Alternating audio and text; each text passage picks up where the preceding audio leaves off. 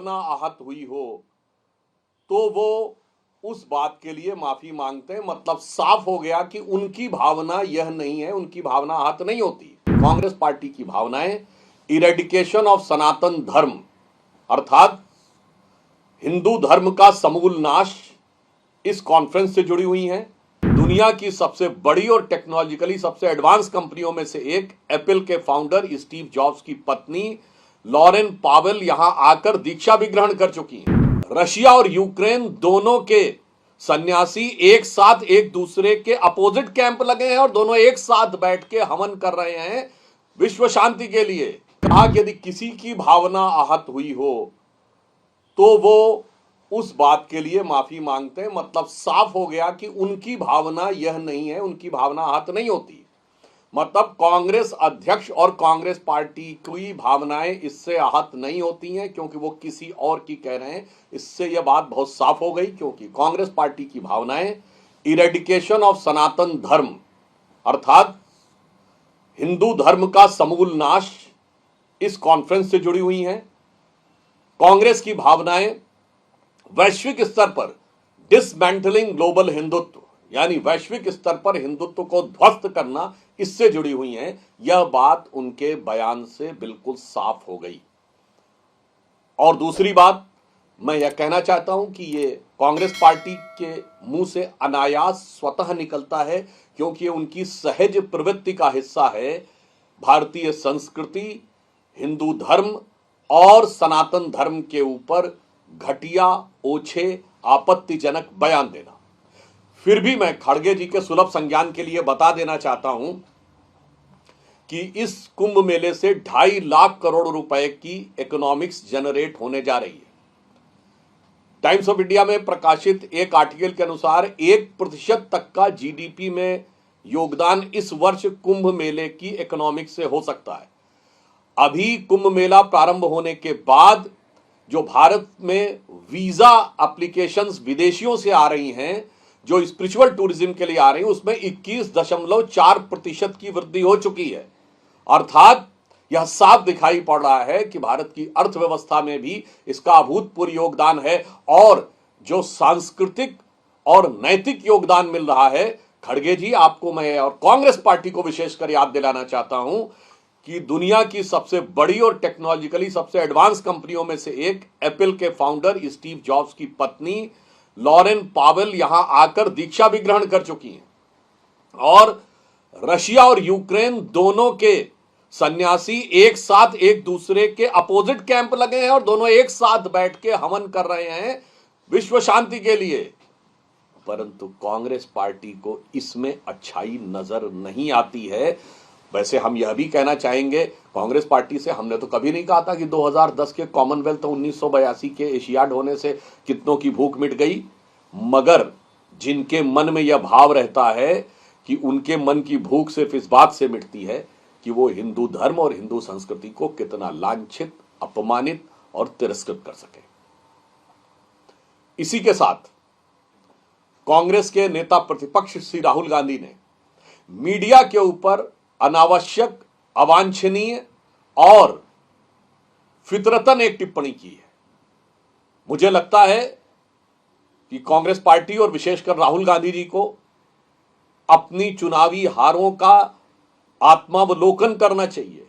It is needed an incumbent on their part to have an honest introspection of their consistent continuous defeat instead of blaming the media. उसकी बजाय media के ऊपर अनावश्यक आरोप लगाना यह सर्वथा निंदनीय है। और मुझे लगता है कि हार की बदहवासी में अब यह कांग्रेस की फितरत होती चली जा रही है।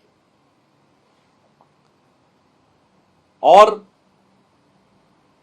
दिल्ली के आम आदमी पार्टी के मुखिया और बकौल आम आदमी पार्टी असली मगर संवैधानिक दृष्टि से अपदस्थ मुख्यमंत्री, again I am saying as per the claim of Aam Aadmi Party, the real but constitutionally not in position chief minister Kejriwal ji ने यमुना जी में पानी में जहर को लेकर जिस तरह की बात की है वह यह दर्शाता है कि अपनी हार को साफ सामने देखकर आम आदमी पार्टी और केजरीवाल जी किस निचले और छिछले स्तर की राजनीति पर आ गए।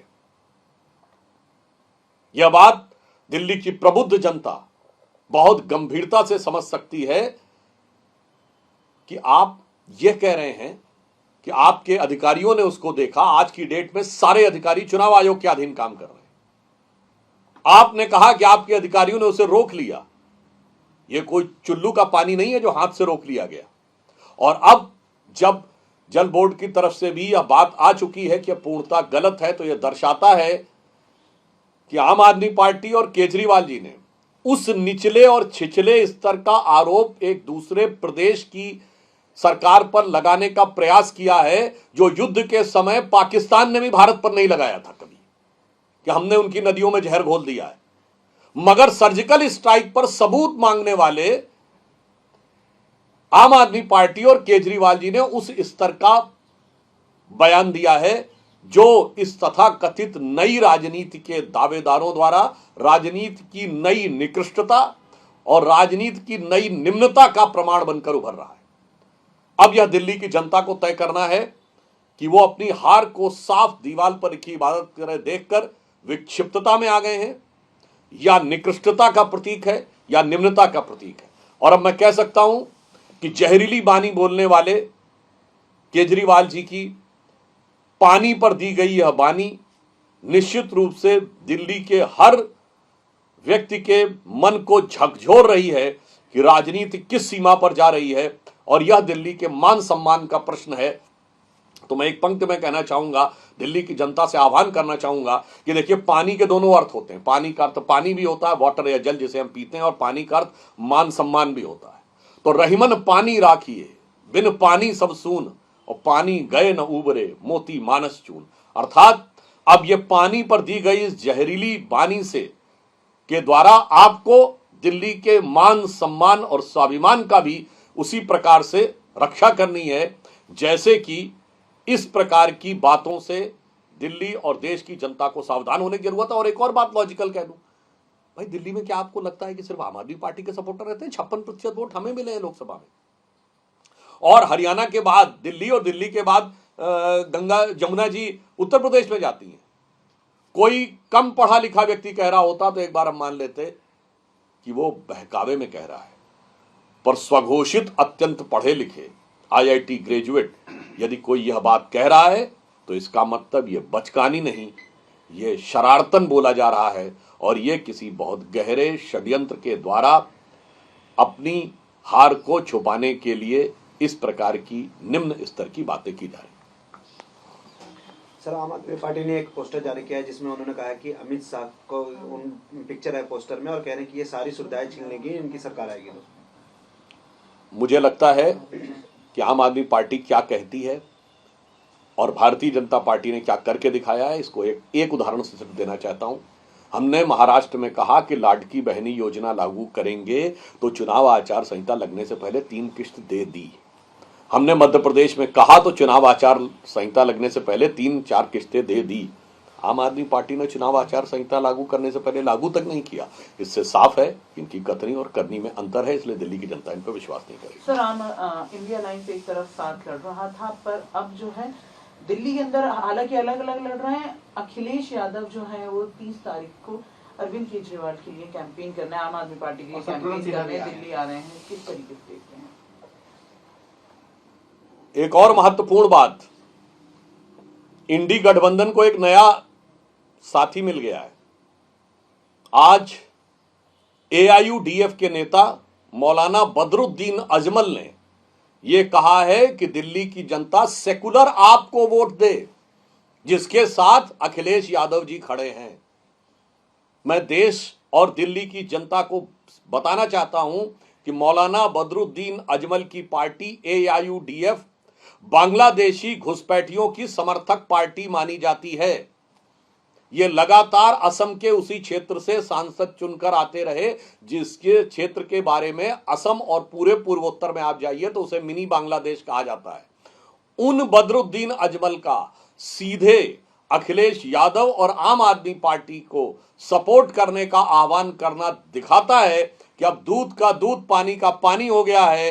बांग्लादेशी घुसपैठियों के सहारे जो चुनाव जीतने का ख्वाब आम आदमी पार्टी पाल रही थी और इसीलिए ये फर्जी वोट बनवाना, उनको साथ में रखना, अब ये पर्दे के पीछे का खेल पर्दे के सामने आ गया है बदरुद्दीन अजमल के इस बयान के बाद।